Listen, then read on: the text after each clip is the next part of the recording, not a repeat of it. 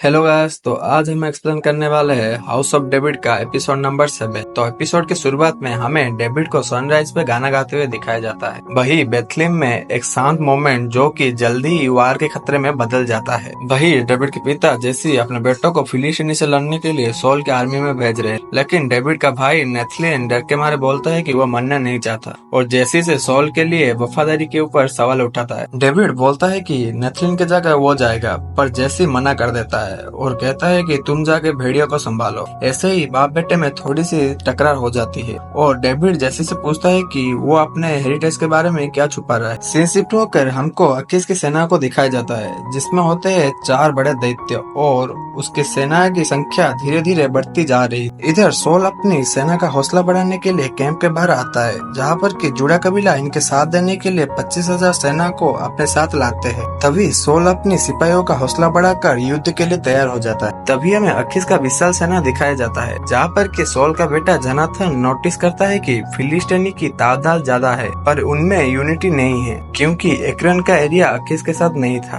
अखीस जानता था कि इतने बड़ी सेना के साथ भी वो सोल को हरा नहीं सकता, इसलिए वो उनका मनोबल तोड़ने के लिए गोलायत को भेजता है। सोल की सैनिक जैसे ही गोलायत को देखते हैं तो वो घबरा जाते हैं, साथ ही सोल भी घबरा चुका था। तभी गोलायत जोर से चिल्लाकर कहता है कि तुम्हारा जावा सिपाही को भेजो, देखते हैं किसी में कितना दम है, और जो भी हारेगा इतने बाले की सारा जिंदगी के लिए गुलाम बन जाएगा। गोलायत के चुनौती देने के बाद सोल की हालत धीरे धीरे खराब होने लग जाती है। उसे फिर से अलग अलग से विजन आने लगती है, जिसके वजह से वो घोड़े से नीचे गिर जाता है और चिल्ला चिल्ला के पागल के जैसे कहता है कि जो भी उस दैत्य को हराएगा मैं अपनी बेटी का शादी उससे कर दूंगा। इधर हम सामुएल को देखते हैं, जो कि डेविड के पास बैठा हुआ था, जहाँ पर कि डेविड अपने सपने के बारे में सामुएल को बताता है। सामुएल कहता है कि ऐसे सपने आना कोई बुरी बात नहीं है, तुम्हें उसे कबूल करना है और अपना मकसद जानना है। ऐसे ही सामुएल डेविड के साथ सारा रात बात करता है। सुबह होते ही हमें बैटलफील्ड का सीन दिखाया जाता है, जहाँ पर कि गोलायत फिर से आके सोल को ललकारता है और कहता है तुम्हारे सेना में कोई भी जवान योद्धा नहीं है क्या जो कि मेरे से मुकाबला कर सके।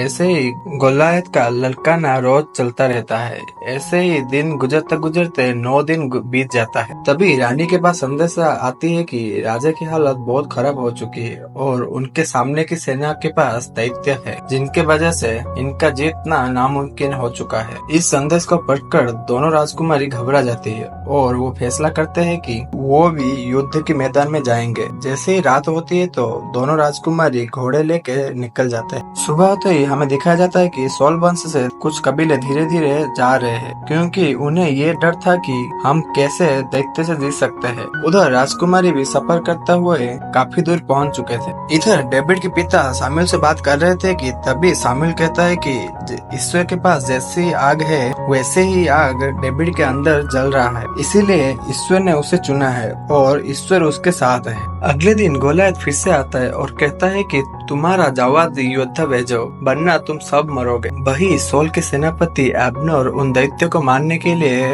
इजिप्ट से असैसिन को बुलाया था। वही दूसरी तरफ डेविड के पिता डेविड को अपने पास बुलाते हैं और उसे उसकी माँ के बारे में बताते हैं कि तुम्हारी माँ मरने से पहले बताया था कि डेविड को उड़ने देना, यानी कि मैं तुम्हें उन सपनों के खातिर आजाद छोड़ दूं। इधर जोनाथन के पास डोइक आ जाता है और वो जोनाथन से कहता है कि मैं जानता हूँ तुम सामुएल से मिल चुके हो, तुम सिर्फ उस नए राजा का नाम बताओ, मैं उसे जाके जान से मार दूंगा। लेकिन जोनाथन उसे जाने के लिए कहता है। साथ ही जोनाथन रात को उन असैसिन के साथ दैत्य को मारने के लिए निकल जाता है और डेविड भी युद्ध के लिए निकल जाता है।